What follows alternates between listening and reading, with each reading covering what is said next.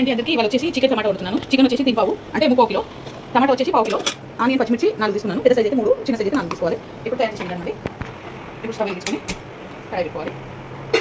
3 పావులు ఆయిల్ పోసుకోవాలి. కొంచెం కొంచెంగా తీసుకున్నానండి, ఎందుకు తీసుకోలేదు ఆయిల్ కూడా. ఈ పావు తోటి కొంచెం కొంచెం తీసుకున్నాను. 3 పావులు పోసుకున్నాను ఆయిల్. ఇప్పుడు ఆయిల్ ఎక్కింది. ఆనియన్ పచ్చిమిర్చి వేసుకుంటున్నాను. ఇది కలుపుకొని బ్రౌన్ కావాలండి ఆనియన్. ఇప్పుడు సగం స్పూన్ పసుపు వేస్తున్నానండి. అల్లం మిరపకాయ 1 స్పూన్ వేస్తున్నాను. వేసి కలుపుకోవాలి. ఓకే అండి. ఇప్పుడు చికెన్ 2 సార్లు కలుపుకున్నాను బాగా. ఇప్పుడు చికెన్ వేసేస్తున్నాను. ఇప్పుడు చికెన్ కలుపుకోవాలి. దీంట్లో ఉప్పు కారం ఇస్తాను. ఇప్పుడు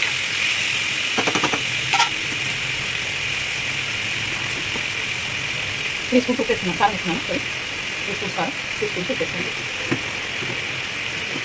కలుపుకుంటుంది కదండి. నేను 2 చేతులు కొట్టుకుని 2 స్పూన్స్ ఉంటుంది. 2 స్పూన్స్ వేస్తున్నాను.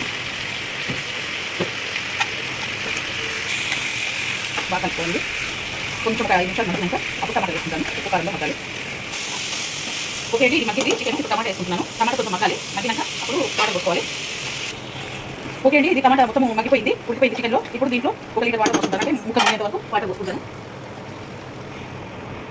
కలుపుకోవాలి. ఇది దగ్గర కావాలి. ఓకే అండి. ఇప్పుడు చికెన్ దగ్గరకు వచ్చింది, ఉడికింది కూడా. ఇప్పుడు దీంట్లో 1 స్పూన్ ధనియాల పొడి వేసుకుంటున్నాను. తెల్ల ప్యాకెట్ 1 వేసుకుంటున్నాను. ఒక కట్ట వేసుకొని ఒక 5 మినిట్స్ ఉంచాలి. దగ్గర అయినాక బంద్ చేసుకోవాలి.